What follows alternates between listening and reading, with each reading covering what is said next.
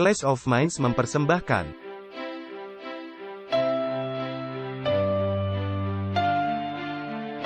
Walter Veith, Martin Smith, Martin Luther, tahun 1517. Konsili Trent, tahun 1545. Luka parah, tahun 1798. Kebangunan besar rohani, tahun 1844. Ensiklikal Rerum Novarum, tahun 1891. Konsili Vatikan II, tahun 1962. Paus Francis, tahun 2013. Ensiklikal Laudato Si Perawatan Rumah Kita Bersama, tahun 2015. Pandemi COVID-19, tahun 2019. Pemilihan Presiden Amerika Serikat, tahun 2020. Perang Rusia melawan Ukraina, tahun 2022. WhatsApp Prof 149, Roh Nubuat, apa, mengapa dan kegunaannya. Selamat datang kembali dalam episode lain WhatsApp Prof. Halo Walter. Hai Martin. Ya, mari kita lanjut dengan topik yang sangat penting. Ya. Dan sebelumnya, kita akan membuka dengan doa. Tentu, sangat penting. Bapa Sorgawi, merupakan suatu kebahagiaan tersendiri bisa berada di sini lagi dan terima kasih telah memberikan kami kehormatan dan kesempatan ini. Kiranya pimpin diskusi kami dalam episode ini dan juga tolong mencerahkan pikiran para pemirsa dan kami. Kiranya kami mengetahui apa yang menjadi kehendak-Mu di dalam diskusi ini. Di dalam nama Yesus, kami sudah berdoa. Amin. Nah, Martin, kita tidak ingin orang-orang berpikir kita berupaya mencari-cari topik. Tetapi ini merupakan suatu aspek sangat penting dari gereja Allah sepanjang zaman. Dan di sepanjang zaman, hal ini telah menjadi kontroversial. Dan telah terjadi banyak penentangan. Karena jika Anda membicarakan mengenai roh nubuat di dalam gereja, atau di antara umat-umat Allah. Bagaimana Anda tahu, ketika Anda menguji roh? Dan jika roh mengucapkan suatu hal yang bertentangan kepada keadaan Anda yang berdosa. Dan Anda tidak ingin berserah, maka ada kemungkinan, Anda akan menentangnya. Atau membantahnya dengan berkata, wah, ini pasti bukan dari Allah. Pasti dari sumber lain. Ya, mungkin Anda kadang-kadang menjadi cemburu. Jadi, ini adalah suatu topik yang sangat penting. Dan, seperti yang dikatakan oleh Alkitab, jika engkau mendengar para nabi, maka engkau akan sejahtera. Dan Anda mesti mempercayainya, tetapi sulit untuk mempercayai sesuatu, jika bertentangan kepada cara berpikir Anda. Nah, baru pada pekan ini, saya mendapat telepon dari seseorang yang berkata, saya tidak mau mendengar akan hal itu, khususnya yang membahas mengenai masalah gender. Dan ini sungguh menggelikan, karena jika Anda belajar Alkitab, itu sama sekali tidak menjadi masalah. Masalahnya adalah orang-orang tidak menerima nabi yang dikirimkan ke tengah-tengah mereka. Mereka tidak menerimanya, karena nabi menyinggung kehidupan pribadi mereka. Dan yang menemplak akan apa yang sedang mereka lakukan. Dan mereka benar-benar tulus dalam apa yang mereka lakukan. Tetapi sayangnya apa yang sangat tulus mereka lakukan adalah salah. Sayangnya, ketika kita melihat akhirnya,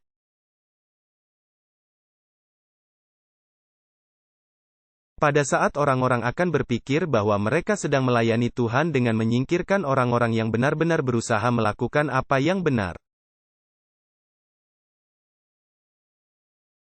Jadi, ini sangat penting dalam memahami dinamika bagaimana Allah bekerja di dalam gereja. Nah, seperti studi Alkitab kita yang terakhir, ketika orang-orang berkata, ya, tetapi. Sebagai tambahan kepada. Dan pada dasarnya itu merupakan bidat, ketika Anda mengandalkan informasi di luar kitab suci.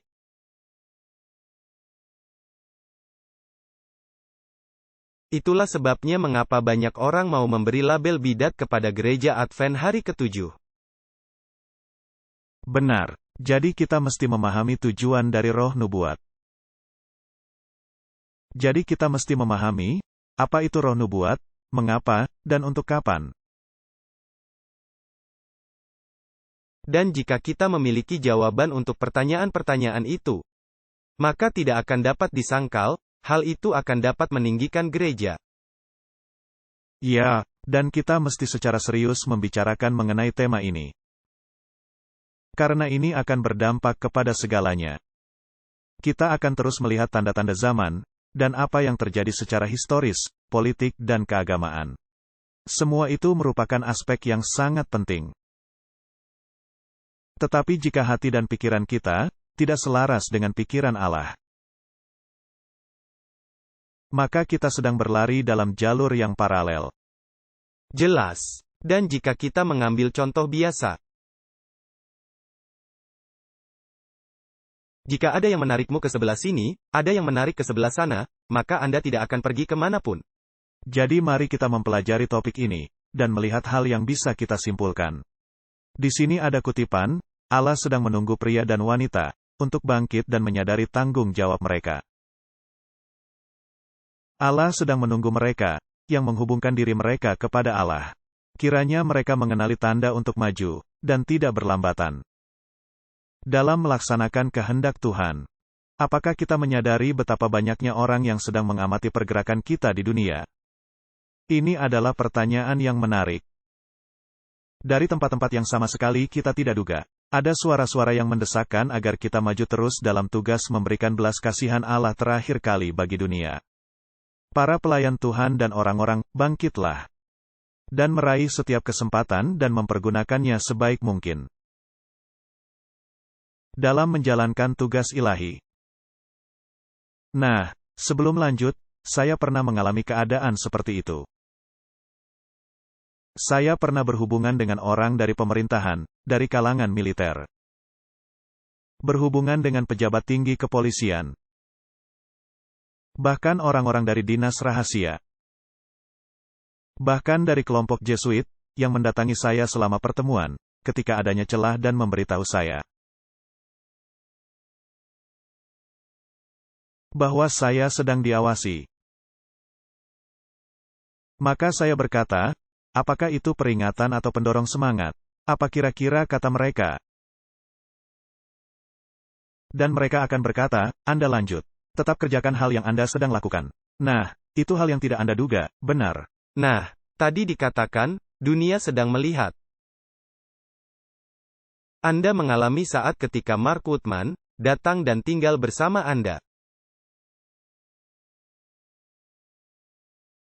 Untuk melihat apakah perkataan Anda selaras dengan gaya hidup Anda. Ya, dia sedang mengecek apakah ini sekedar topik palsu atau tidak. Ya, itu pengalaman menarik. Mari kita lanjut. Allah dan Kristus, bersama-sama para malaikat sorgawi, sedang bekerja dengan sangat giat, guna menahan amarah setan yang besar. Agar rencana Allah tidak dapat digagalkan. Nah, ingat iblis murka kepada perempuan itu. Dan memerangi sisa keturunannya, yang memiliki dua ciri-ciri. Itu sudah kita bahas dalam pertemuan sebelumnya.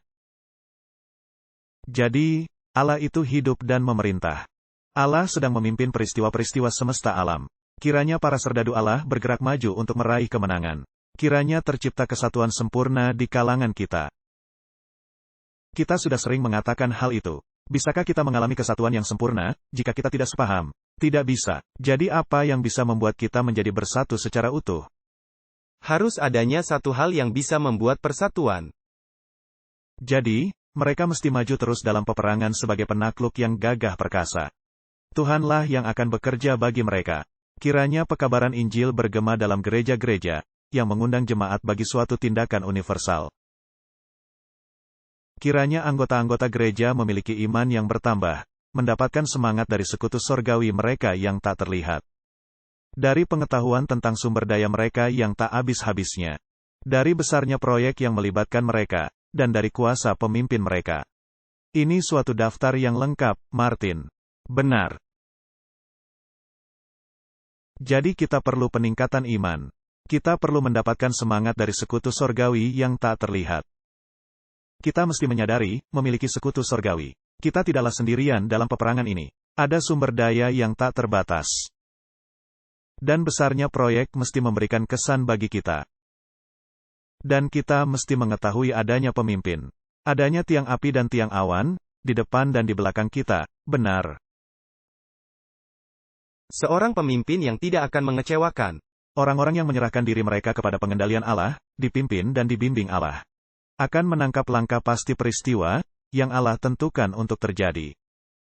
Jadi kita mesti mengamati peristiwa-peristiwa yang terjadi dalam ruang lingkup politik, keagamaan, dan lain-lain. Mendapat inspirasi dari Tuhan, yang menyerahkan hidupnya untuk hidup dunia. Mereka tidak lagi hanya berdiam diri, tanpa melakukan apa-apa, dan hanya menunjuk kepada hal-hal yang mereka tak dapat lakukan.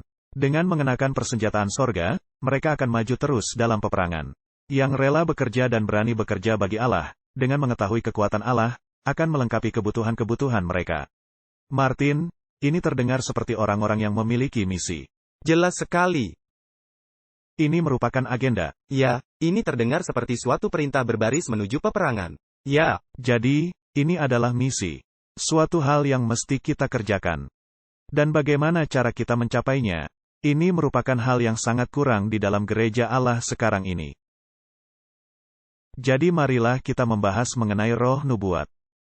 Dan tulisan-tulisannya. Apa saja yang menjadi catatannya? Karena orang-orang selalu berkata, saya sudah memiliki Alkitab, dan itu sudah cukup. Nah, kalau Anda sudah memiliki Alkitab, dan itu sudah cukup. Lalu mengapa adanya ribuan denominasi Protestan, yang berkata, mereka memiliki Alkitab, dan itu sudah cukup, tetapi mereka tidak saling sepaham. Kecuali jika mereka sepakat kepada poin-poin yang mereka sepakati.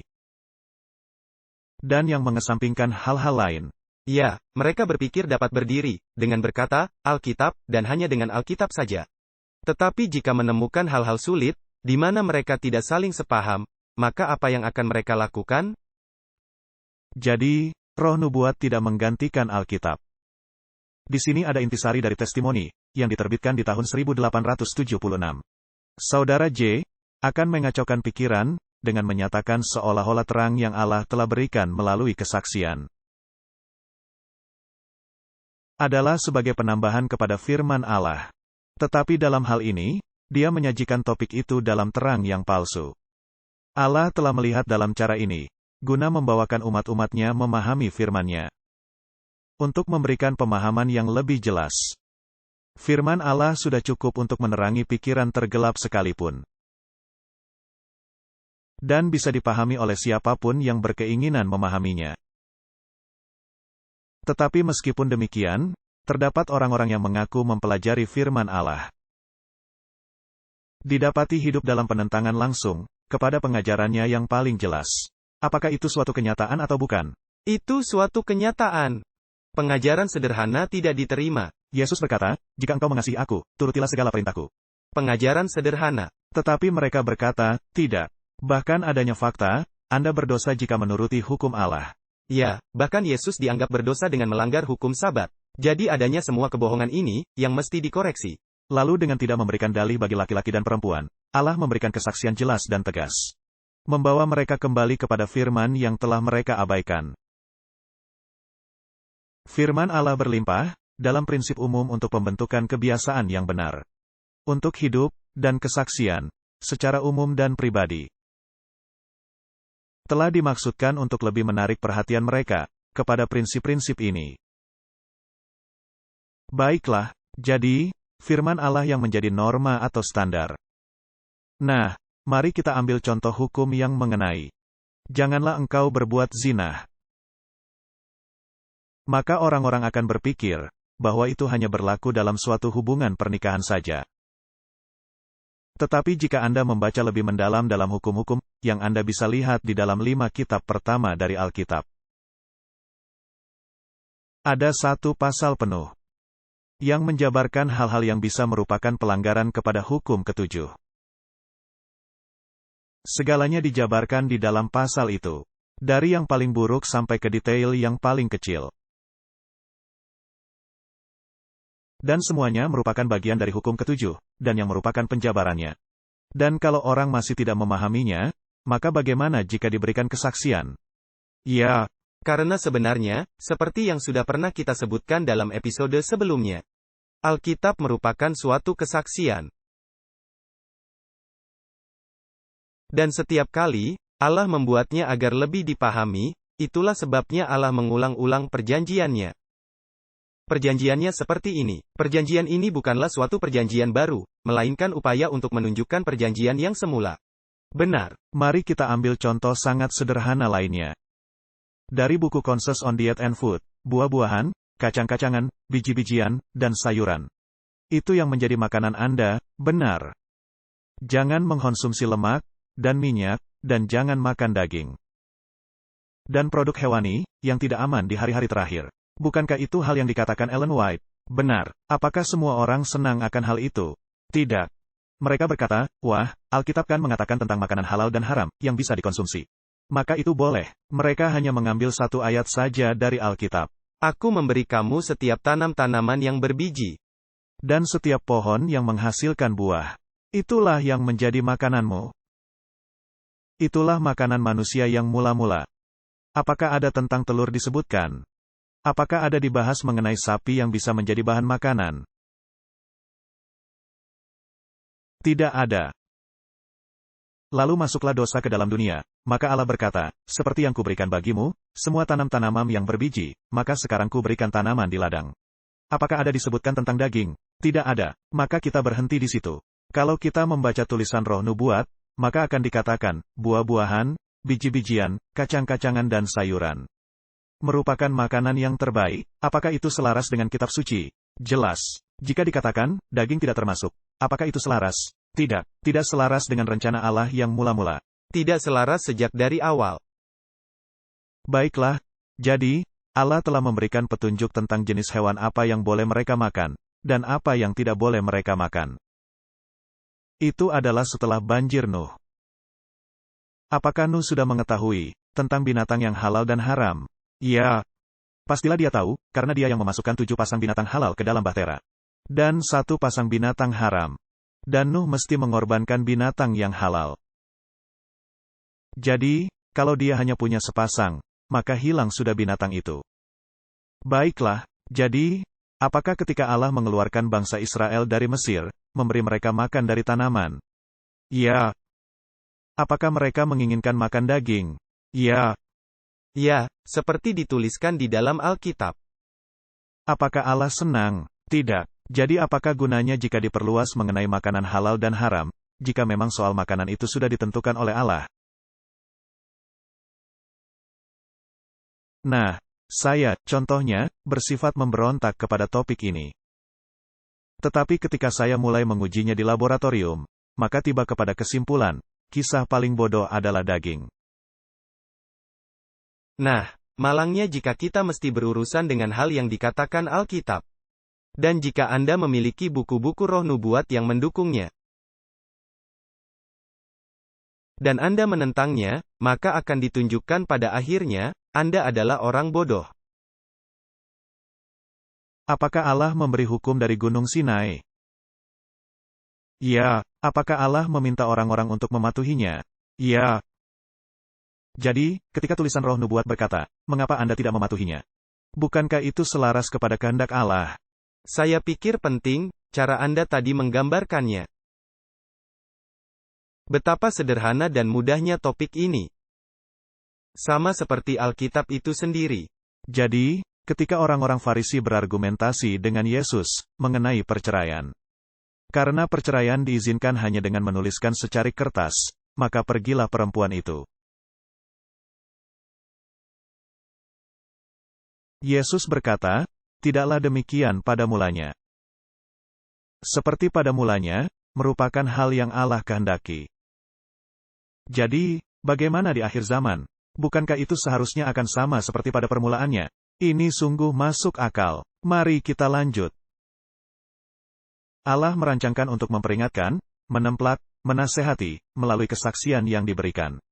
Dan untuk memberi kesan kepada pikiran Anda, akan pentingnya kebenaran dari firman-Nya.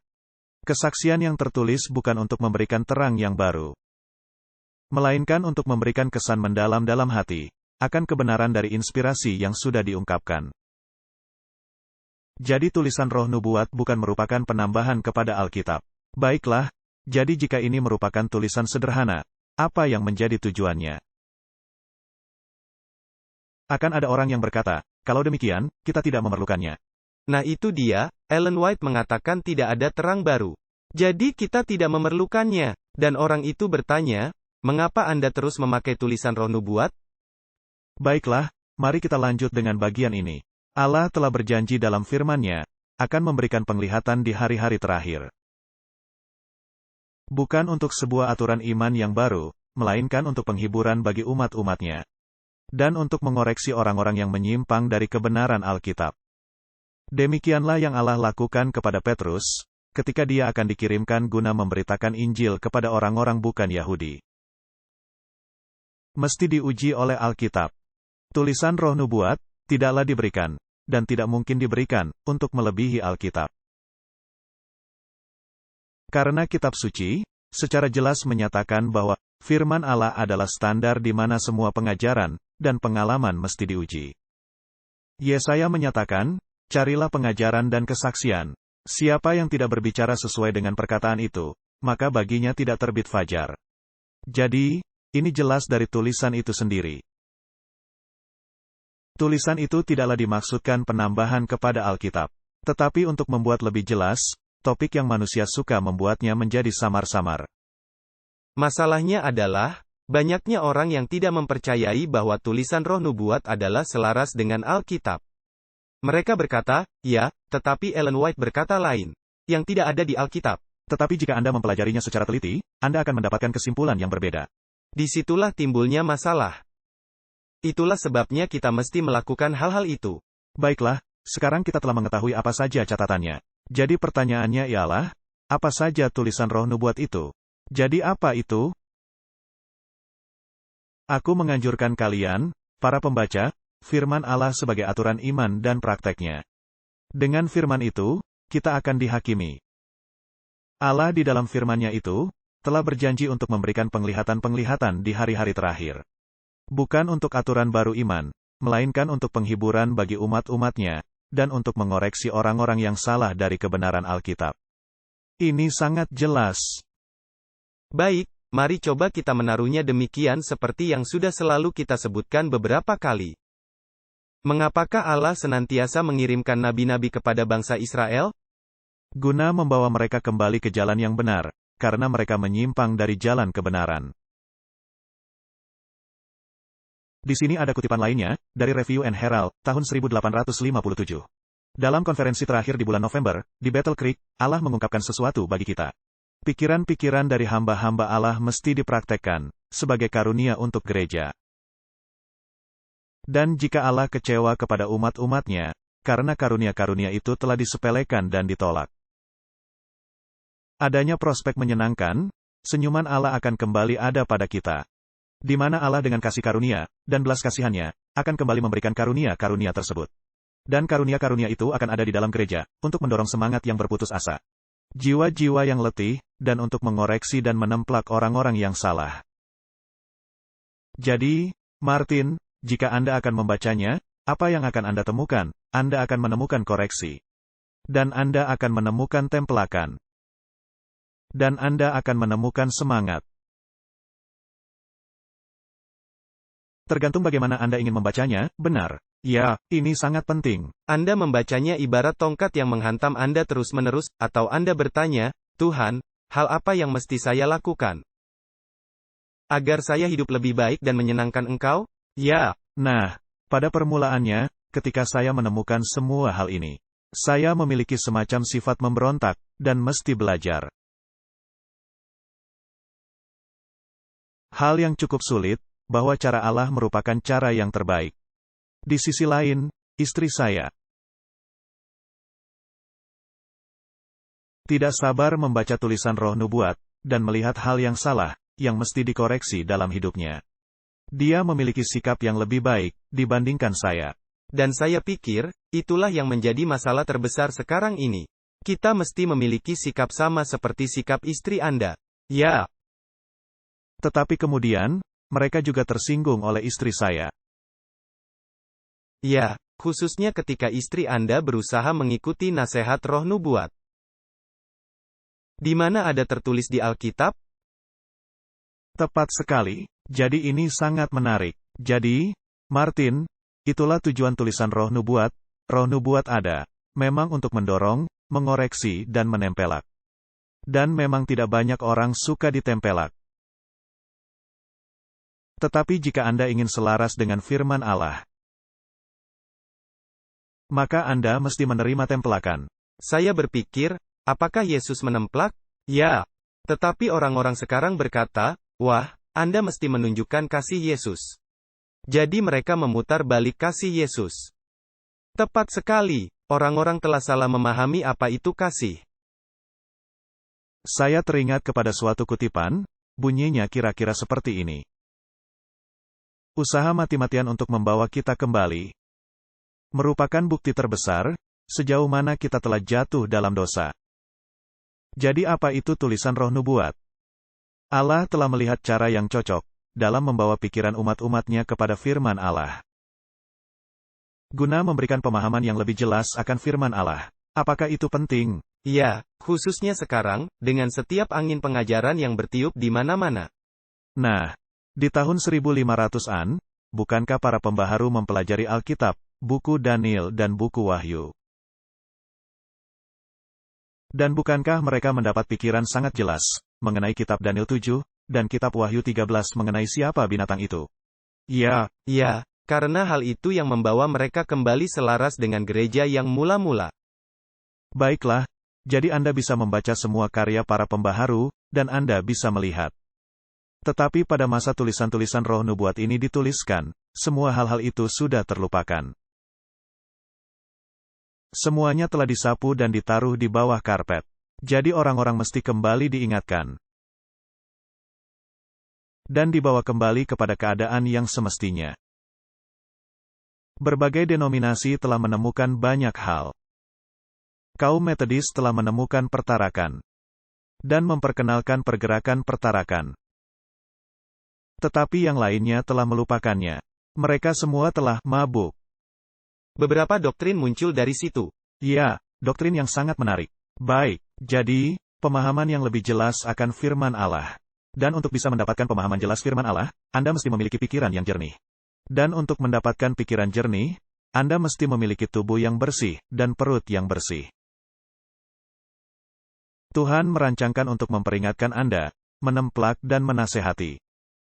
Melalui kesaksian yang diberikan, dan untuk memberi kesan kepada pikiran Anda, mengenai pentingnya kebenaran firman Allah. Ini yang menjadi topik utama. Kesaksian yang tertulis, bukanlah untuk memberikan terang yang baru, melainkan untuk memberikan kesan yang mendalam, mengenai kebenaran yang sudah diungkapkan. Tadi kita sudah membacanya. Sekarang mari kita lanjut. Tugas manusia kepada Allah, dan kepada sesamanya manusia, sudah secara jelas diungkapkan di dalam firman Allah. Meskipun demikian, hanya sedikit dari kalian, yang patuh kepada terang yang sudah diberikan. Kebenaran tambahan tidak diungkapkan. Tetapi Allah melalui kesaksian, telah menyederhanakan kebenaran besar, yang sudah diberikan. Dan dengan cara Allah sendiri, membawakannya kepada orang-orang, untuk membangkitkan pikiran dan memberikan kesan bagi mereka. Jadi tidak ada lagi alasan yang diberikan. Martin, jika saya sudah menjelaskan sejelas-jelasnya, ada itu dan yang lainnya. Maka pada dasarnya, tidak ada dalih, ketika Anda mengabaikannya, benar. Benar, 100%. Begini, ketika Anda membaca. Jadi, ada terang besar. Dan adanya terang yang kecil, yang bersinar terang, agar Anda bisa lebih memahami. Dan ada hal lain, yang diputar balik. Terang yang lebih besar, dan terang yang kecil. Jadi, terang yang kecil, dianggap tidak terlalu penting. Tetapi jika terang kecil itu, dipakai untuk lebih memahami terang yang lebih besar, maka ini sangat bermakna. Karena terang yang besar, akan menyebabkan banyaknya kebingungan, ketika Anda menyelewengkannya. Kita bisa melihatnya di dunia, benar. Di masa kuno, Allah berbicara kepada manusia, melalui mulut para nabi dan rasul. Tetapi pada masa sekarang, Allah berbicara kepada manusia melalui kesaksian roh nubuat. Tidak ada waktu yang lebih penting ketika Allah memberi instruksi kepada umat-umatnya dengan bersungguh-sungguh. Dibandingkan waktu sekarang, mengenai kehendak-kehendak Allah dan tujuan yang mesti dicapai. Tidak pernah terjadi yang lebih bersungguh-sungguh. Apakah penting pekabaran terakhir yang memperingatkan dunia diberitakan dari sumber yang murni? Ya. Kalau tidak, Anda akan mendapat pekabaran yang bercampur. Dan itu juga akan membuat kebenaran menjadi samar-samar. Ya, jadi ada banyak aspek yang membentuk firman Allah. Para penganut Katolik Roma mengatakan, Anda mesti memasukkan apokrifa. Kemudian mereka berkata, tidak, Anda mesti memakai manuskrip ini, atau manuskrip itu. Jadi, manuskrip ini digali di padang pasir. Dan telah secara setia disembunyikan selama ribuan tahun, sehingga tidak ada orang yang mengetahui kebenaran. Ini adalah suatu kebohongan. Tujuan dari kesaksian. Agar pria dan wanita tidak bisa berdalih. Allah memberikan kesaksian yang jelas dan sederhana, yang membawa mereka kembali kepada firman Allah, yang mereka telah lalai mengikutinya. Firman Allah melimpah ruah memuat prinsip-prinsip umum untuk kebiasaan hidup benar. Dan kesaksian-kesaksian, secara umum dan pribadi, telah dinyatakan agar lebih menarik perhatian mereka kepada prinsip-prinsip ini. Nah, pernyataan ini telah kita baca sebelumnya. Dan yang menjadi landasannya, jika Anda kembali ke masa perjanjian lama. Apakah firman Allah, hukum Allah hilang? Apakah hukum Allah itu hilang di dalam bait suci? Ya. Apakah mereka mesti benar-benar membersihkan bait suci untuk menemukan hukum Allah itu lagi? Ya, dan ketika mereka telah menemukannya, dan membawanya kepada raja.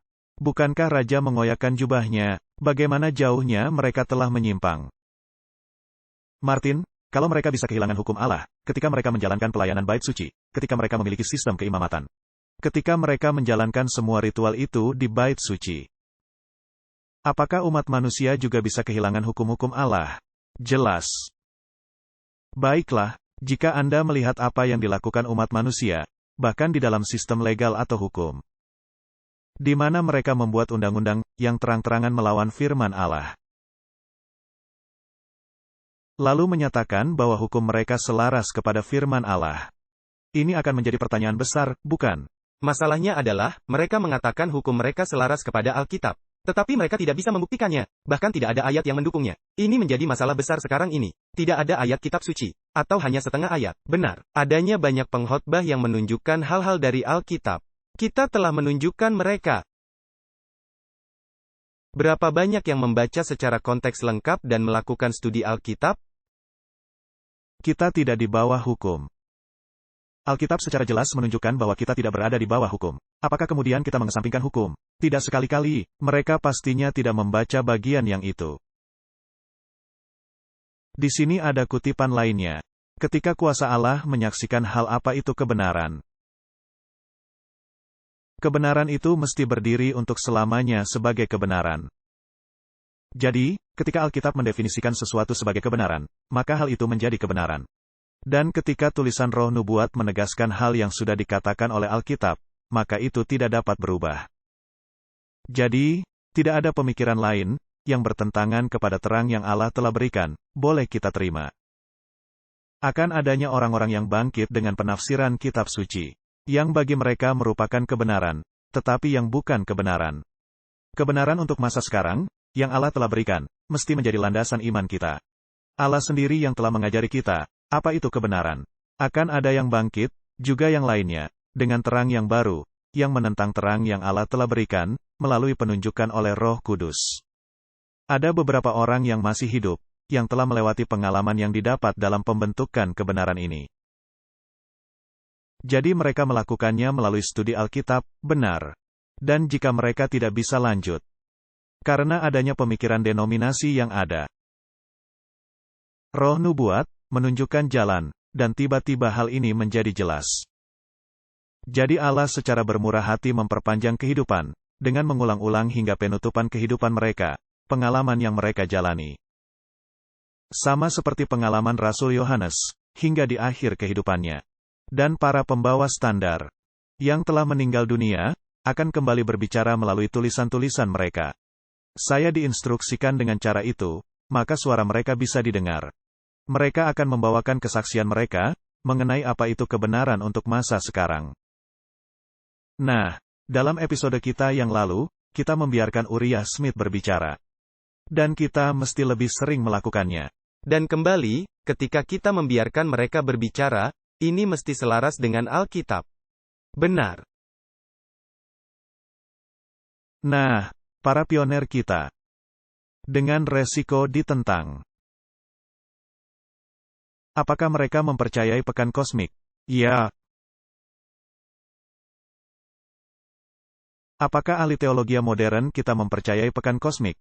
Tidak. Apakah tulisan Roh Nubuat memberikan cukup bukti dia selaras dengan pekan kosmik? Ya. Martin, jika saya harus memilih antara teologi modern dan hal yang dikatakan oleh para pioner dan tulisan Roh Nubuat, saya khawatir. Saya tidak usah menyelesaikan kalimat saya tadi. Suatu kekayaan pengaruh moral telah dibawakan kepada kita selama setengah abad terakhir. Melalui Roh Kudusnya, suara Allah telah datang kepada kita secara terus-menerus dalam memberikan peringatan dan instruksi untuk mengkonfirmasi iman para umat kepada tulisan Roh Nubuat. Suatu kekayaan dari pengaruh moral. Apakah dunia sedang mengalami suatu kekayaan pengaruh immoral? Ya. Sangat buruk. Bagaimana cara Anda melawannya? Dengan moral dan kebenaran. Ya, Anda mesti memerangi kesalahan dengan kebenaran. Jadi, ketika gereja kehilangan kompas moralnya, dan tidak bisa membedakan apa yang menjadi kehendak Allah, dan apa yang bukan menjadi kehendak Allah. Ambil contoh, masalah gender atau jenis kelamin. Ambil contoh masalah LGBTQ, atau keseluruhan abjad.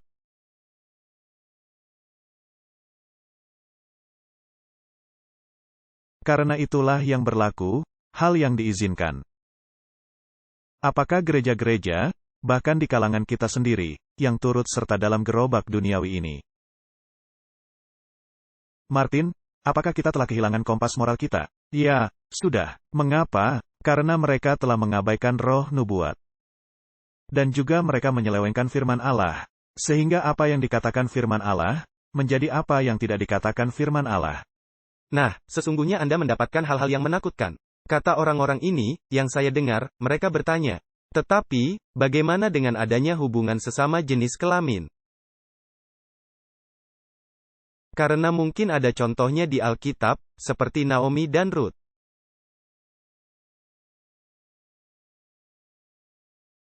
Itu yang mereka katakan. Atau seperti Daud dan Yonatan. Ya, mereka memakai ayat-ayat seperti itu. Nah, jika ada hubungan antara Naomi dan Ruth, mengapakah Naomi mendesak Ruth agar menemui Boas? Ini begitu diselewengkan. Luar biasa. Dan ini menunjukkan, hal yang terjadi ketika Anda kehilangan kompas moral Anda. Jadi, kita memiliki kekayaan dari pengaruh moral yang telah dibawakan kepada kita. Melalui Roh Kudus, suara Allah telah senantiasa datang kepada kita, dalam memberikan peringatan dan instruksi. Dan yang mengkonfirmasi iman dari umat kepada Roh Nubuat. Jadi, Anda bisa membaca Alkitab dan menyelewengkannya, seperti yang kita lihat. Tetapi ketika Anda membaca tulisan Roh Nubuat, Anda tidak bisa menyelewengkannya. Karena ini jelas. Karena ini langsung dan sangat jelas. Jadi, bagaimana ya? Maka Anda mesti menyisihkannya, benar. Anda harus membuangnya, atau menaruhnya di tempat yang tidak terlalu menonjol. Sebagai contoh, sepanjang waktu kita membaca ini, saya bisa mendengar orang berkata, ya, tapi ini ditulis 200 tahun yang lalu. Atau ambil contoh masalah seksualitas. Ini begitu jelas dituliskan. Seperti apa hubungan yang seharusnya antara pria dan wanita? Seperti apa kendali Anda terhadap seksualitas Anda seharusnya? Tidak ada ruang untuk menyelewengkan apapun di dalam Roh Nubuat. Jadi, satu-satunya hal yang bisa dilakukan, ketika Anda tidak setuju, menyisihkannya saja. Jadi secara berulang-ulang firman itu telah datang. Tuliskan hal-hal yang telah aku berikan kepadamu. Dan mengkonfirmasi iman dari umat, di dalam posisi yang mereka telah ambil. Waktu dan ujian tidak membuat instruksi yang telah diberikan menjadi batal. Tetapi melalui bertahun-tahun penderitaan dan pengorbanan diri, telah menguatkan kesaksian yang diberikan. Instruksi yang diberikan pada hari-hari awal pekabaran, mesti dipegang sebagai instruksi aman, yang mesti diikuti di hari-hari penutupan ini. Oleh karena itu, dapatkah Anda bisa berkata, wah ini literatur abad 19? Tidak bisa. Karena kalau demikian, hari-hari penutupan sudah berlalu. Orang-orang yang tidak peduli kepada terang dan instruksi ini. Jangan berharap bisa luput dari perangkap. Di mana kita sudah diberitahu, yaitu para penolak terang akan tersandung dan jatuh, terperangkap dan dibawa musuh. Martin, ada banyak orang di gereja ini yang akan terperangkap dan jatuh. Kenyataannya mereka sudah tersandung. Dan jika mereka tidak waspada, mereka tidak akan bisa bangkit. Benar. Jika kita mempelajari dengan teliti kitab Ibrani, pasal 2, kita akan melihat betapa pentingnya, agar kita memegang teguh setiap prinsip kebenaran, yang sudah diberikan. Dan sekali kebenaran telah diberikan, ini tidak bisa dihilangkan. Anda tidak bisa berkata, wah saya tidak tahu. Allah memberitahu kepada semua pembaharu, pekabaran tentang siapa binatang itu dan apa yang menjadi tujuannya. Ini kembali diulangi dengan sangat jelas dalam kesaksian roh nubuat. Dan tidak seorang pun dalam lingkaran oikumene, mengakuinya. Allah merancangkan, agar umat-umatnya menjadi satu unit. Sehingga mereka menjadi selaras dengan Allah, dan menjadi satu pikiran dan satu penilaian. Saya mendapat telepon, pekan ini. Dari seseorang yang berkata, wah, saya tidak bisa berada dalam gereja, karena tidak sepaham. Mereka ada di mana-mana. Tidak konsisten. Jadi, saya tidak bisa turut ambil bagian. Jadi saya menjelaskan, gandum dan lalang akan tumbuh bersama hingga waktu menuai. Nanti akan ada masa penggoncangan. Apakah bangsa Israel kuno memiliki kebenaran? Jawabannya adalah selalu ya, mereka senantiasa memiliki kebenaran. Apakah mereka mematuhinya? Tidak. Jadi, seperti itulah. Apakah memang ada orang-orang di dalam gereja yang saling sepaham? Memang ada. Apakah mereka saling sepaham? Karena adanya kriteria tertentu, yang membuat mereka saling sepaham.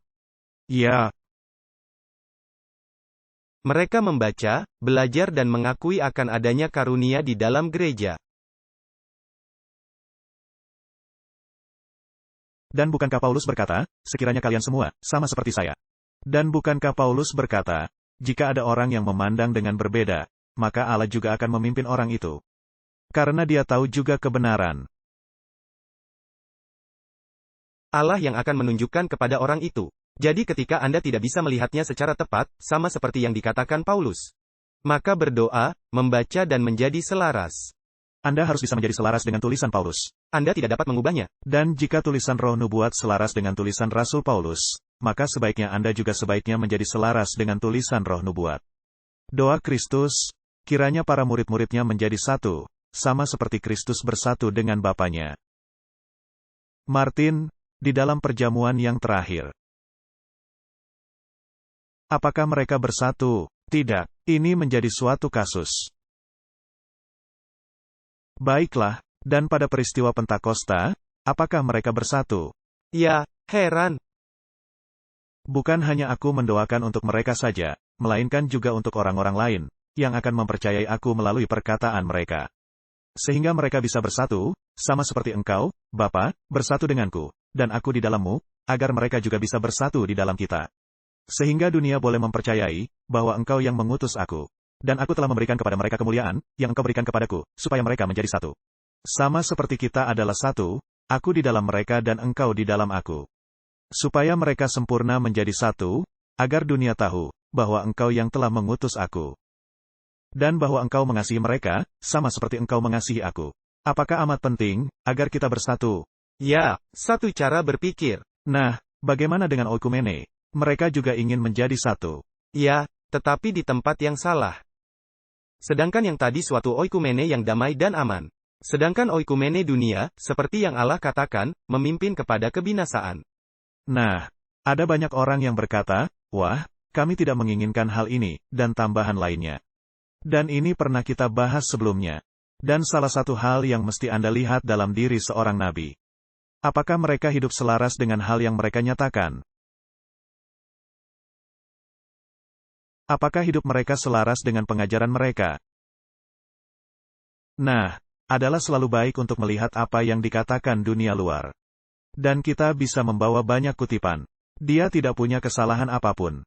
Dia menjalani kehidupan sebagai orang yang terhormat, dan lain-lain.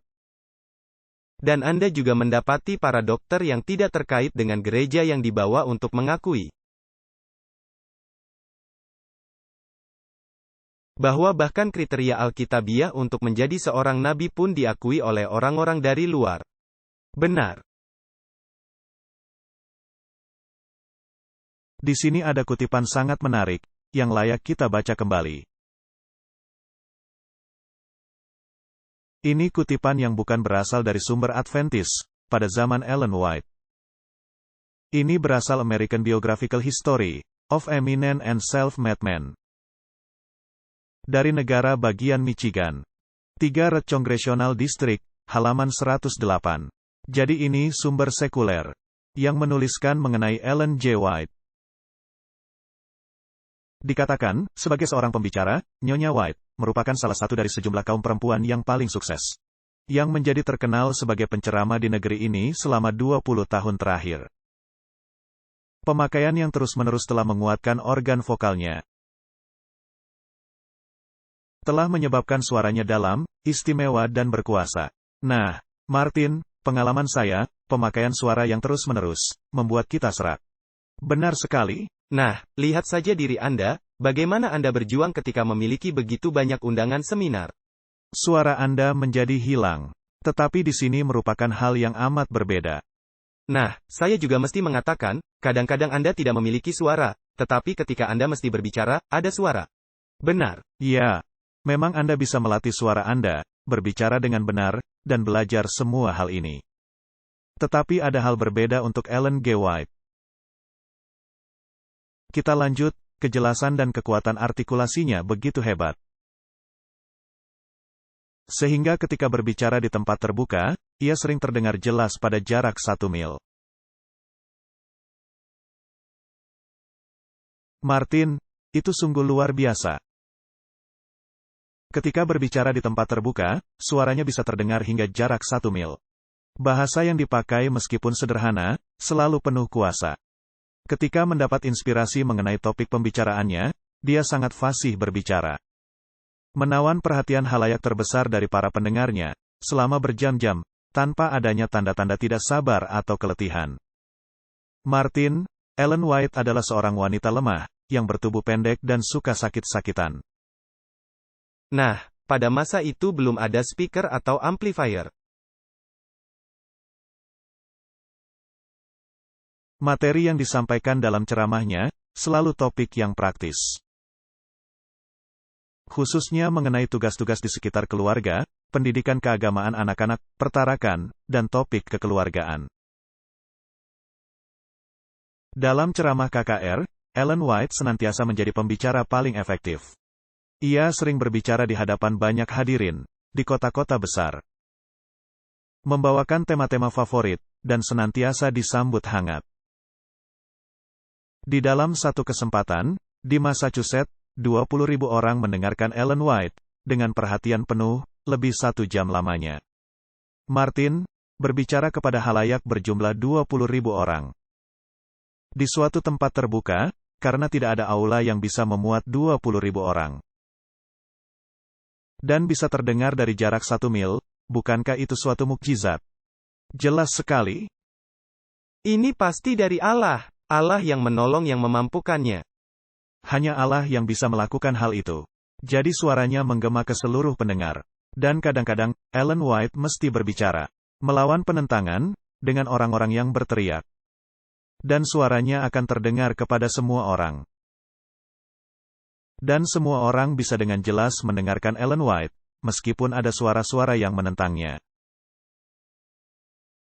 Lalu, tentunya ada banyak kutipan mengenai karakter Ellen White dan kehidupannya, dan lain-lain. Tetapi ini hanya sekedar contoh, adanya kuasa supranatural. Dan ini pasti dari Allah, atau dari iblis. Dan hanya ada satu cara menyelidikinya. Apakah ini selaras dengan firman? Benar. Nah, Martin, jika ini memang berasal dari Allah, maka ada akibat, jika kita menolaknya. Baiklah, mari kita ke pernyataan tadi. Tentunya jika itu berasal dari Tuhan, saya tidak tahu apa lagi yang bisa kita lakukan.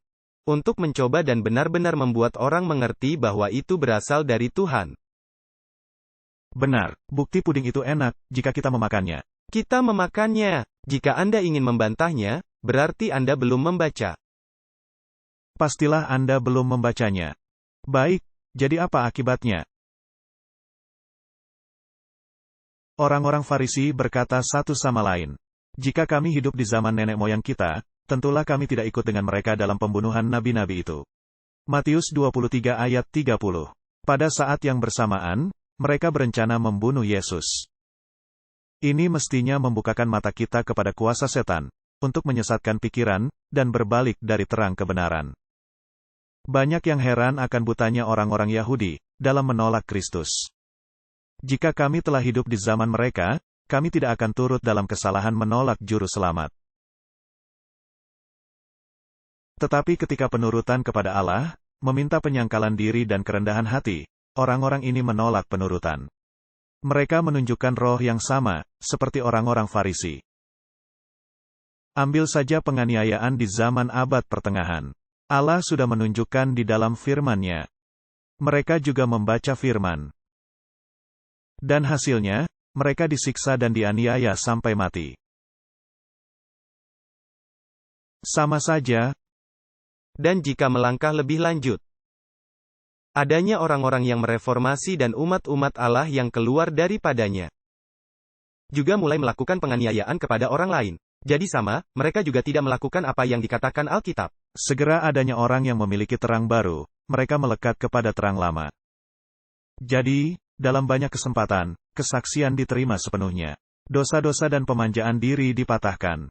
Dan reformasi dimulai yang selaras dengan terang yang Allah berikan. Dalam kasus-kasus lain, pemanjaan dosa disenangi. Kesaksian-kesaksian ditolak, dan banyak alasan yang tidak benar, disajikan kepada orang-orang. Sebagai alasan untuk menolak menerimanya. Alasan yang sesungguhnya, tidaklah diberikan. Ini hanya sekedar kekurangan semangat moral. Suatu kehendak, diperkuat dan dikendalikan oleh Roh Allah, untuk meninggalkan kebiasaan yang merugikan. Garis mendasarnya, adalah rencana setan guna melemahkan iman umat-umat Allah kepada kesaksian. Setan tahu cara melancarkan serangan. Setan bekerja dalam pikiran, untuk menimbulkan kecemburuan, rasa tidak puas kepada pimpinan pekerjaan. Karunia kemudian dipertanyakan, dan tentu saja, mereka hanya memiliki bobot ringan dan instruksi yang diberikan melalui penglihatan, kemudian tidak dipatuhi. Kemudian, diikuti oleh keraguan dalam poin-poin vital iman kita. Tiang-tiang dari posisi kita, kemudian keraguan kepada kitab suci. Dan yang akhirnya, berbaris menuju kepada kebinasaan. Ketika kesaksian, yang dulunya dipercayai, sekarang diragukan dan ditinggalkan. Setan tahu, bahwa orang-orang yang tertipu, tidak hanya berhenti sampai di sini. Setan menggandakan upayanya, lalu melancarkan pemberontakan terbuka, yang tidak bisa disembuhkan, dan berakhir dalam kebinasaan. Ini sungguh suatu keadaan yang menyedihkan. Benar. Selanjutnya, dengan menaruh keraguan dan ketidakpercayaan kepada firman Allah, dan dengan meninggikan perasaan tidak percaya dan kecemburuan, mereka sedang menyiapkan diri mereka sendiri untuk penyesatan sepenuhnya. Mereka bangkit dengan perasaan pahit, kepada orang-orang yang berani mengatakan kesalahan mereka dan menemplak dosa-dosa mereka. Bukan hanya terang-terangan menolak kesaksian, juga yang meninggikan keraguan-raguan untuk hal itu, yang berada dalam posisi berbahaya. Mengabaikan terang, berarti menolak terang. Ini sungguh menakutkan, Martin. Apakah bisa termasuk, orang yang menunda menerima terang, adalah sama seperti menolak terang? Tuhan masih memberi saya waktu, melakukan hal ini, hal itu. Jika Anda tahu, adanya sesuatu hal yang salah, perbaiki. Ketika mereka datang kepada Fir'aun dan bertanya, kapan saya mesti menanyai Tuhan untuk menghilangkan kutuk ini? Dia berkata, besok. Dia ingin menambahkan 1 hari dengan malapetaka. Mengapa tidak sekarang? Jika Anda tidak meyakini kesaksian, maka Anda akan menjauhi kebenaran Alkitab. Martin, ini sangat serius. Saya sangat khawatir. Banyaknya orang yang mengambil sikap menanyakan dan meragukan, dan dalam kesesakan saya untuk jiwa kalian, saya ingin memperingatkan.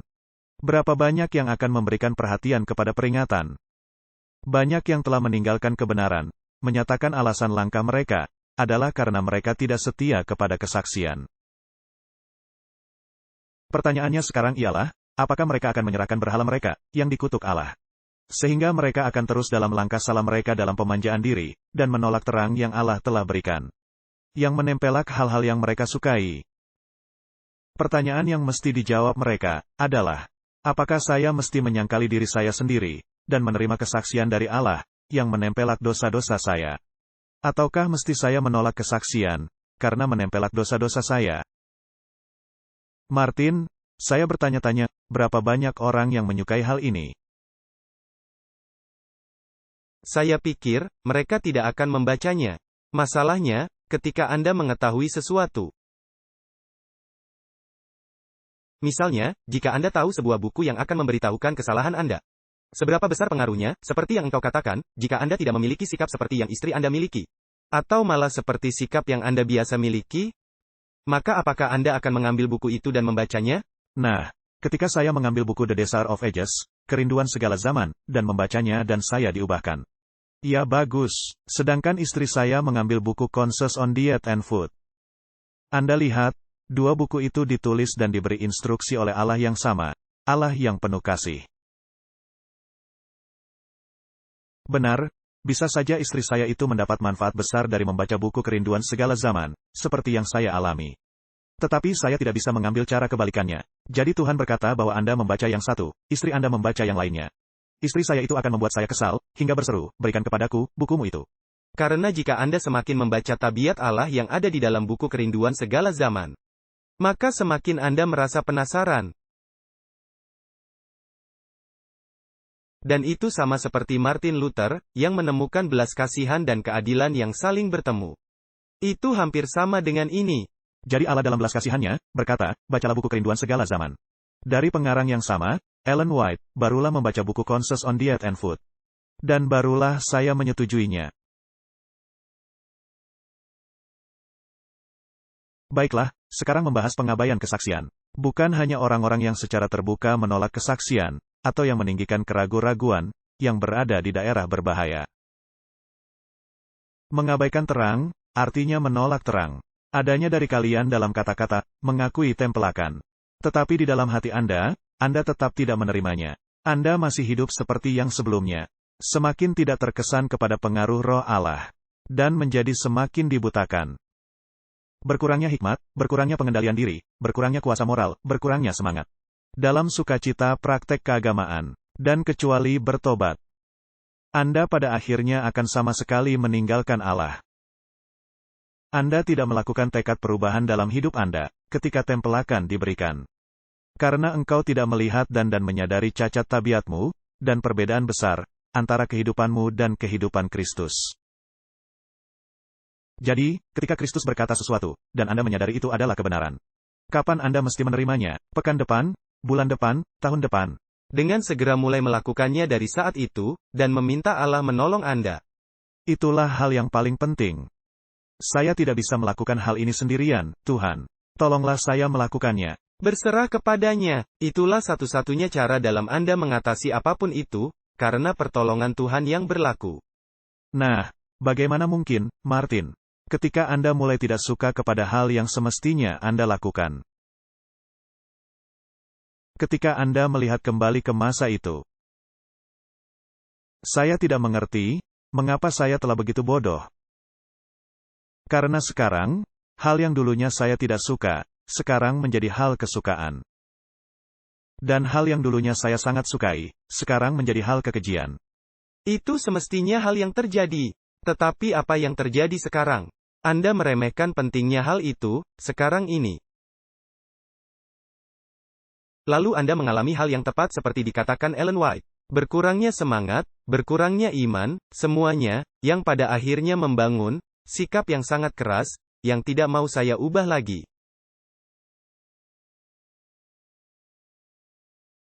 Jadi apa gunanya doa-doa Anda, ketika Anda menyimpan dosa-dosa di dalam hati Anda? Kecuali Anda berubah total, Anda tidak akan bisa menjadi lelah karena tempelakan, sama seperti bangsa Israel. Dan sama seperti mereka, Anda akan murtad dari Allah. Itu adalah pernyataan yang paling serius.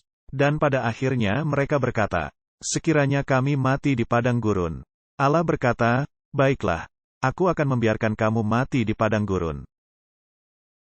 Mereka adalah orang-orang yang berusia 20 tahun ke atas. Dan Allah berkata, tidak satu pun dari mereka, yang berumur 20 tahun ke atas, yang akan masuk ke tanah perjanjian, kecuali Kaleb dan Yosua. Martin, itu berarti mereka mengembara di padang gurun, selama 40 tahun. Sebenarnya, 2 tahun telah terlewati, sisanya 38 tahun lagi. 38 tahun ditambah 20. Itu menjadi 58. Itu artinya banyak dari kelompok itu, tidak masuk ke Kanaan, dan mati sebelum mencapai umur 58 tahun.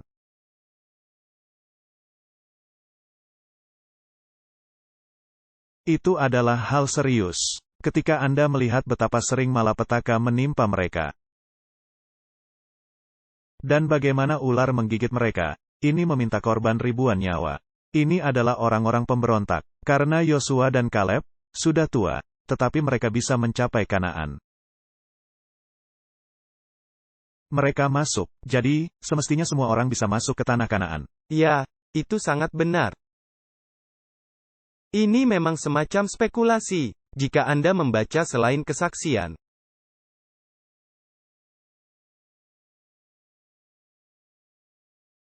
Tetapi versi Alkitab mengenai hal ini. Bisa diterima hal yang Anda katakan. Jika kita melihat hal yang Allah lakukan kepada mereka, yang menginginkan hal-hal ini, dan memenuhinya, maka apa yang terjadi? Sementara mereka sedang mengunyah makanan, Tuhan menimpakan penyakit kepada jiwa mereka. Jadi selama 40 tahun ini, bangsa Israel tetap memberontak. Mereka tidak secara tiba-tiba bertobat. Karena tidak satu pun dari mereka sampai ke Kanaan. Ya, sungguh menakutkan. Banyak yang menentang langsung kepada terang yang Allah telah berikan kepada umat-umatnya, karena mereka tidak membaca kitab-kitab yang memuat terang dan pengetahuan, dan nasihat, tempelakan dan peringatan-peringatan. Daya tarik dunia, daya tarik fashion, kurangnya agama, telah membelokkan perhatian dari terang, yang Allah telah berikan dalam kasih karunia-Nya. Sementara buku-buku dan majalah-majalah yang mengandung kesalahan, menyebar luas di seluruh negeri. Saya pernah berada di sebuah toko buku, di benua Amerika Utara. Dan ini toko buku Advent. Dan setiap buku dari setiap pengajaran yang ada, dipajang di sana. Buku-buku seperti yang ditulis oleh Rick Warren, dan buku-buku lain dipajang. Dan saya melihat-lihat dan mencari-cari volume tertentu dari tulisan Roh Nubuat. Tidak ada. Jadi saya mendatangi orang yang menjaga toko itu. Lalu saya berkata, di mana saya bisa menemukan buku-buku ini? Oh, ada di rak, di belakang sana. Jadi saya pergi ke belakang, dan memang di belakang sana, ada sejumlah buku tulisan Roh Nubuat yang sangat sedikit. Dan tentunya, buku yang saya cari-cari, sama sekali tidak ada di sana. Jadi saya berpikir, apakah saya akan pergi saja, atau masih mau mencari-cari? Maka saya keluar dari toko buku itu. Dan berkata, saya pikir, buku-buku Roh Nubuat, bagaikan daun-daun musim gugur. Tapi ternyata banyak buku-buku yang bukan Roh Nubuat. Dan mereka sama sekali tidak senang kepada saya. Benar, mereka tidak membacanya. Ya, ini sungguh menyedihkan. Sama seperti Alkitab, versi tertentu, King James, Anda harus mencari-carinya di toko buku. Benar. Saya pernah berada di sebuah perguruan tinggi kita, di benua Eropa. Di dalam bahasa-bahasa rumpun Jerman. Dan mereka sangat membanggakan, luasnya perpustakaan mereka. Dan saya berkeliling perpustakaan ini, bersama mereka, dan mereka sangat bangga. Karena memang dari para pengarang satu bahasa. Lalu saya berkata, perpustakaan ini memang sangat bagus, tetapi hanya satu sisi saja. Saya tidak terlalu tertarik hal perkataan Karl Barth ataupun pengarang sejenisnya. Di mana buku-buku kalian yang lainnya? Lalu mereka menunjukkan sebuah rak buku kecil, yang memuat sejumlah kecil buku. Lalu saya merenungkan. Perpustakaan ini dipenuhi dengan pengetahuan duniawi, tetapi kosong dengan hikmat ilahi. Ini mungkin perbandingan yang kurang berguna. Tetapi ketika Anda selalu ingin mengetahui kebenaran, tetapi yang selalu disamarkan. Tetapi ketika Anda pergi ke tempat okult, mereka juga memiliki buku-buku bagus, yang disembunyikan, yang ditulis oleh Blavatsky, dan Bailey, dan yang lainnya. Oh, dan ketika Anda berusaha mencarinya, barulah mereka mengeluarkannya. Ini sama seperti kebenaran, yang selalu disembunyikan. Selalu disembunyikan. Jadi mereka tidak ingin membaca buku-buku. Daya tarik dunia, daya tarik fashion, kurangnya agama, telah membelokkan dari terang yang Allah telah berikan dalam kemurahannya. Sedangkan buku-buku dan majalah-majalah yang mengandung kesalahan-kesalahan, tersebar luas di seluruh negeri. Keraguan-raguan, kemurtadan meningkat di mana-mana. Terang yang begitu berharga yang berasal dari tahta Allah, disembunyikan di bawah gantang. Allah akan menuntut pertanggungjawaban atas kelalaian ini, dari umat-umatnya. Harus ada pertanggungjawaban kepada Allah, atas setiap berkas cahaya yang telah Dia berikan menyinari jalan kita. Apakah ini telah dipakai untuk peningkatan kemajuan dalam perkara-perkara ilahi? Atau ditolak, karena lebih menyukai mengikuti kecenderungan? Dan saya khawatir, banyak hal ini yang terjadi dalam kalangan kita sendiri. Jadi, Martin, pentingnya tulisan roh nubuat, kita telah mengetahui apa yang seharusnya tidak. Ini tidaklah menggantikan Alkitab. Ini tidaklah menambahi Alkitab. Ini lebih menjelaskan kebenaran, yang sudah diungkapkan. Kita telah melihat tujuannya. Ini mestinya, membawa kembali Anda kepada firman Allah, untuk nasihat, tempelakan, dorongan semangat dan lain-lain. Nah, para hamba-hamba Allah, yang menuliskan pekabaran-pekabaran itu. Yang berbicara dalam suara kepada 20.000 orang, dan yang mencapai jarak lebih dari 1 mil. Yang memiliki semua perwujudan itu, dari seorang Nabi Allah, sesuai Alkitab.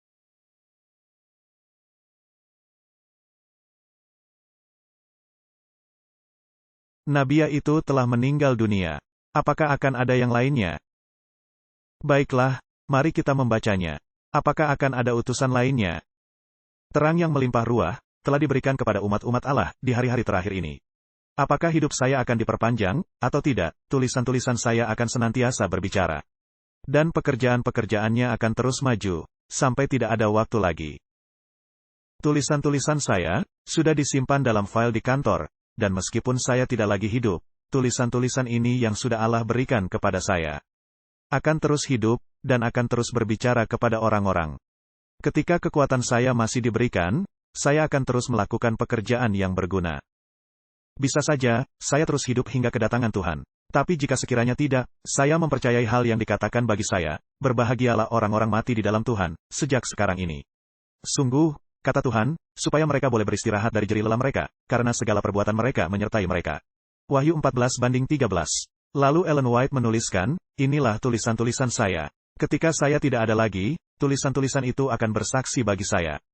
Keyakinan pribadi saya, tidak akan ada nabi lainnya. Saya sependapat denganmu, alasannya ialah, jika Anda mulai membaca semua kesaksian-kesaksian ini, tidak lagi diperlukan hal lainnya. Segalanya sudah dikatakan, dan jika ada orang-orang yang tidak mau mendengar hal yang sudah dikatakan, maka apa gunanya melakukan hal itu lagi? Nah, Yesus dalam kisahnya mengenai Lazarus dan orang kaya. Yesus berkata, kalian memiliki hukum dan para nabi. Jadi, bahkan jika ada yang bangkit dari kematian, maka kalian tidak akan mendengarnya. Lazarus memang bangkit dari kematian, juga Yesus sendiri. Dan orang-orang tidak mempercayainya, sebelum dan sesudahnya. Benar. Dan kemudian kita bisa menduga, tentu saja, mereka akan difitnah dan diserang, sama seperti firman Allah, yang difitnah dan diserang. Setan akan selalu menyajikan hal-hal palsu, untuk menjauhkan dari kebenaran. Penipuan setan yang terakhir, adalah membuat kesaksian Roh Allah menjadi tidak berpengaruh. Martin, itu tidak berarti Anda menghilangkannya begitu saja. Mereka tidak bisa mengambil firman Allah begitu saja, karena saya memilikinya. Hal yang mereka lakukan, adalah membuatnya tidak memiliki pengaruh. Ini sangat penting. Jadi firman Allah tidak hilang. Ini bahkan masih ada di dalam gereja, dan gereja mengakuinya. Maksud saya, buku-buku roh nubuat. Mereka mengakuinya, tetapi tidak mempraktekannya, karena mereka bertentangan langsung dengannya. Mereka memakainya, sama seperti para pengkhotbah di luar sana, untuk memenuhi apa keinginan mereka. Bila tidak ada wahyu, menjadi liarlah rakyat. Amsal 29 ayat 18. Setan akan bekerja secara lihai. Dalam berbagai cara, melalui berbagai agen, untuk menggoyahkan keyakinan umat-umat sisa Allah, kepada kesaksian yang sejati. Akan ada rasa kebencian kepada kesaksian, yang bersifat setan. Martin, itu sebuah tanda. Nah, itulah yang ingin saya katakan, pernyataan itu yang membuktikan bahwa Ellen White adalah seorang nabi sejati. Ya, Karena persis itu yang terjadi. karena, beri saja saya Blavatsky, atau Alice A. Bailey. Apa perkataan mereka? Saya berharap, orang-orang sama hausnya, untuk buku-buku roh nubuat. Pekerjaan setan, adalah menggoyahkan keyakinan gereja kepada tulisan roh nubuat. Untuk alasan inilah, setan tidak bisa membawakan jejak yang jelas. Untuk membawa masuk penyesatan dan mengikat jiwa-jiwa ke dalam penipuannya. Jika peringatan dan nasihat, dan tempelakan dari Roh Allah, dipatuhi. Jadi apa yang menjadi perisai Anda? Ada Alkitab, dan mengenakan senjata perlengkapan Allah, dan adanya kesaksian untuk meningkatkan perisai itu, melawan semua tipu daya ini. Benar. Jadi sekarang ada gereja. Sama seperti bangsa Israel. Mereka tidak mau mendengar tempelakan, mereka bersungut-sungut dalam segala hal. Jadi, apakah kita akan membuang yang tidak baik dengan mengorbankan yang baik? Apakah kita akan membuang gereja dan tulisan roh nubuat? Banyak yang ingin melakukannya, benar. Nah, bagaimana dengan gereja? Kita mesti siap dan menunggu perintah Allah. Bangsa-bangsa akan sangat bergejolak. Dukungan akan ditarik dari orang-orang yang menyatakan standar kebenaran hanya dari Allah. Suatu ujian pasti untuk tabiat. Dan semua orang, yang tidak mau tunduk kepada dekrit negara dan mematuhi hukum negara untuk meninggikan Sabat. Yang dibentuk oleh manusia durhaka. Untuk tidak menganggap hari kudus Allah, akan merasakan. Bukan hanya penindasan dari kuasa kepausan saja, melainkan juga dari dunia Protestan, yang adalah patung kepada binatang. Setan akan membuat mukjizatnya sendiri. Oh tunggu, yang dari pernyataan tadi.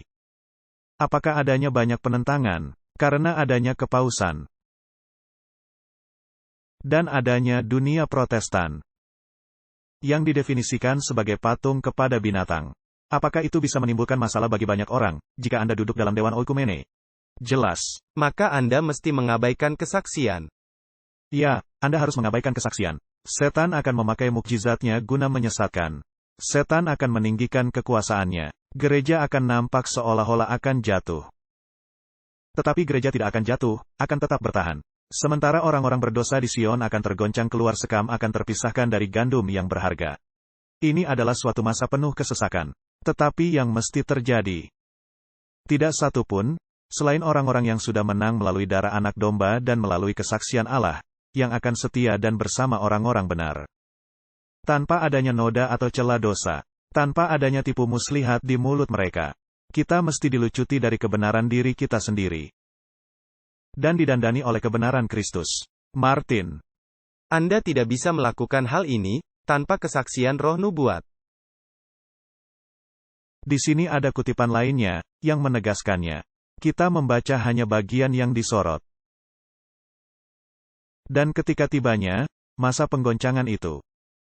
Golongan konservatif yang berpura-pura. Nah, ketika Ellen White membicarakan golongan konservatif, ini tidaklah sama seperti pengertian yang kita pakai sekarang ini. Di sini Ellen White membicarakan mengenai orang-orang yang berpura-pura. dan yang tidak ingin merubah cara-cara mereka. Mereka hanya ingin memegang cara mereka. Mereka tetap berpegang kepada tradisi mereka. Ya, Golongan ini, yang pengaruhnya telah secara mantap menghalangi kemajuan pekerjaan, akan pergi meninggalkan iman mereka, dan bersatu dengan musuh bebuyutan mereka, yaitu simpati mereka yang telah lama sekali diarahkan. baik, jadi adanya Dewan Oikumene, apakah itu artinya simpati mereka sudah tertanam sejak lama? Ya, Dan mereka mulai menyelaraskan dengan cara pandang Dewan Oikumene. Orang-orang murtad ini, yang kemudian akan menyatakan permusuhan paling sengit, dan mengusahakan setiap tenaga, untuk menindas dan memfitnah mantan saudara seiman mereka, guna membangkitkan amarah melawan mereka. Hari-hari seperti ini, terbentang di hadapan kita. Saya meyakini hal ini. saya pikir memang kita sudah di sini. Banyak yang akan pergi meninggalkan kita, menuruti pengajaran roh-roh penyesat. Iman pura-pura, akan menghasilkan pengalaman pura-pura. Terang yang diberikan kepada saya, sangat kuat. Akan adanya banyak orang yang pergi meninggalkan kita, dan yang menuruti roh-roh penyesat dan ajaran setan-setan. Kita telah memberikan serial, dalam WhatsApp Prof, Doctrines of the Serpent. Dan kita telah melihat, betapa banyak orang dan denominasi, yang menyebarluaskan doktrin ular. Dan jika Anda turut serta dalam gerobak itu, maka Anda akan mulai melihatnya dalam cara yang sama. Jika Anda mulai menarik kartu yang sama, dan berjalan dalam jalan yang sama, seperti kita katakan, apakah dua orang bisa berjalan bersama-sama kecuali bersepakat? Jika Anda mulai bersepakat, maka kesanalah Anda akan berakhir. Jadi Tuhan menghendaki setiap jiwa yang mempercayai kebenaran harus memiliki pengetahuan bijak akan apa itu kebenaran. Nabi-nabi palsu akan bangkit, dan akan menyesatkan banyak orang. Segala yang bisa digoncang, akan digoncang. Dan bukankah semua orang mesti mengetahui alasan bagi iman mereka? Gantinya memberikan begitu banyak khotbah. Harusnya ada lebih banyak penelitian firman Allah, membuka kitab suci, ayat demi ayat. Mencari bukti kuat, yang mendukung doktrin mendasar, yang sudah membawa kita ke posisi sekarang ke platform kebenaran kekal. Nah, ini yang menjadi intisari pembahasan. Di sini, Ellen White berkata, pelajari firman, untuk memastikan hal yang sudah kita nyatakan di dalam kesaksian, adalah selaras kepada firman Allah. Ya, dan jika memang demikian, kemudian Anda menolaknya, maka Anda menolak firman Allah. Itu kalimat yang sangat jelas, yang Anda katakan. Jadi, Martin, hingga pada akhirnya, saya berdoa bersungguh-sungguh. Pekerjaan yang kita lakukan pada masa ini, akan berkesan mendalam ke hati, pikiran dan jiwa. Kesulitan-kesulitan akan meningkat, tetapi kita sebagai para umat yang percaya kepada Kristus, saling mendorong satu sama lain. Janganlah kita menurunkan standar, melainkan menjunjungnya tinggi. Memandang kepada Yesus, yang menjadi pengarang dan penyempurna iman kita. Ketika di suatu malam, saya tidak bisa tidur. Saya mengangkat hati saya kepada Allah dalam doa, dan Allah menguatkan dan memberi jaminan kepada saya, bahwa Allah menyertai para hamba-hambanya yang melayani di ladang dalam negeri, dan di negeri-negeri yang jauh. Saya dikuatkan dan diberkati, ketika menyadari bahwa Allah Israel masih memimpin umat-umatnya, dan bahwa Allah akan terus menyertai mereka bahkan sampai kepada akhirnya. Martin, beban yang ada pada saya, adalah agar orang-orang memahami topik permasalahan. Dan sekali saja, mereka memahami topik permasalahan, dan bergabung kepada bala tentara Tuhan. Mereka bisa merasa yakin, bahwa Allah akan terus mendampingi mereka bahkan sampai akhir. Sampai akhir. Nah, sampai akhir, kita harus tahu apa itu. Karena masalahnya adalah banyak orang dapat mengatakan, baik, tapi ini adalah akhir dari waktu tertentu. Jadi, itulah alasannya, mengapa kita perlu membicarakan apa itu akhirnya. Apa itu waktu kesudahan? Apa itu akhir zaman? Dan semua hal ini, adanya banyak kebingungan di luar sana. Dan orang-orang berkata, wah, ini memang selalu begitu. Bagaimana kita mengetahui, waktu sekarang benar-benar waktu yang penghabisan? Kita mesti memahami dengan sangat jelas, apa yang dikatakan Alkitab mengenai sesuatu hal. Kita mesti membahasnya. Lalu kita mesti melihat, hal-hal yang sedang terjadi di dunia. Lalu kita akan membicarakan Davos, dan semua hal-hal menarik. Dan saya meyakini, semua ini juga penting. Segala sesuatunya mulai kembali terjadi, dan kita akan melihat kembali hal-hal tahun ini. Kita akan membahas banyak hal kembali ke akhir zaman, dan betapa pentingnya kesaksian itu.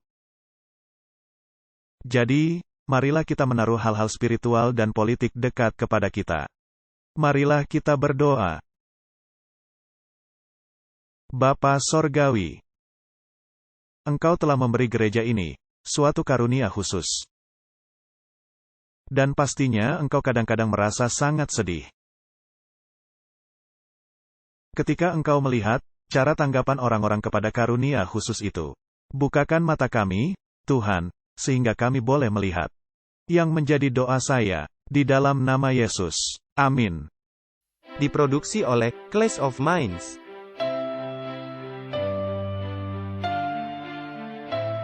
Menampilkan pembicara, Walter Veit dan Martin Smith. Ucapan terima kasih yang tulus. Untuk dorongan semangat, doa-doa dan dukungan finansial yang melimpah. Untuk kontak lebih lanjut.